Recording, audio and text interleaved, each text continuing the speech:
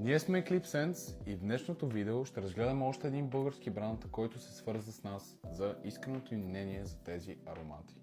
Това са Masked Parfums, които са български производител, правят клонинги на доста скъпи, нишови и дизайнерски аромати, като тяхното твърдение е, че трайността е на доста по-високо ниво от на другите за зашеметяващата цена.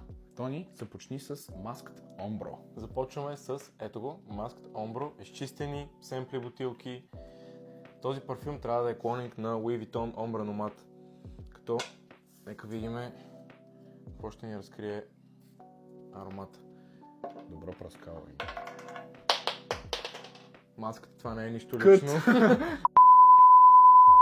Бих казал, че понеже аз съм имал възможността да душа на живо истинския Ombre Nomad, наистина се доближава.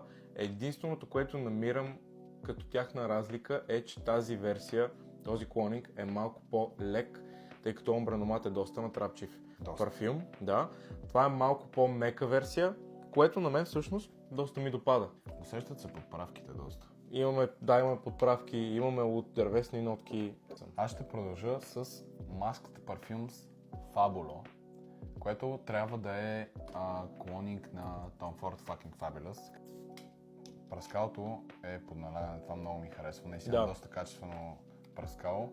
Бутилките са доста изчистени, може би една моя забележка е, че са спестили от към брандинг, това е просто стикер. Да, може би това е. Ще е доста по-готино, ако имаше някакъв по-специфичен характер за бранда самата бутилка.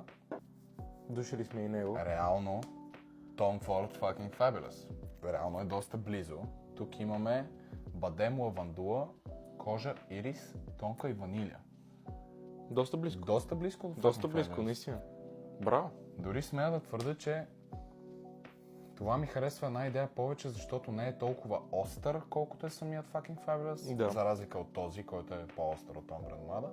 И при двата имаме случаи, в които клонинга се доближава, но е една идея по-мек. И сега последният аромат, който е доста нестандартен, доста интересен и той изобщо не го харесва.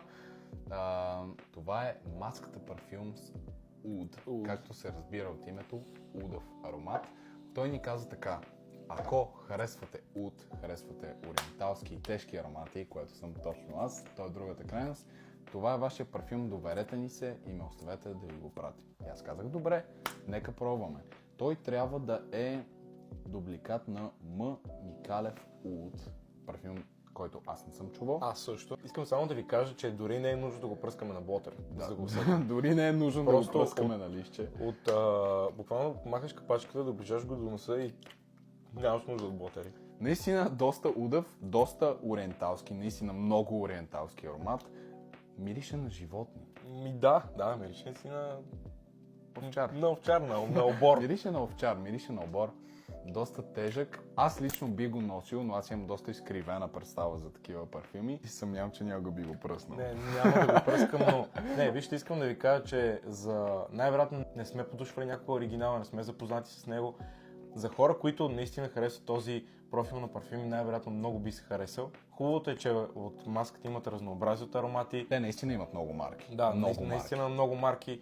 Имат на Parfums de Marly, на Kilian, на Creed. Overall, смятам, че сме много доволни от марката. Да, впечатлиха аз бих им дал 7,5 от 10. Да. Чисто и просто, наистина, заради бутилките, заради старанието, което може би до някаква степен е спестено от към презентация на самият аромат. Да. Не забравяйте обаче, че ние сме Eclipse Scents и в нашата колекция имаме над 60 аромата, така че пишете ни на лично съобщение, за да ви изпратим нашия каталог и да си изберете отливки от всеки един от тях.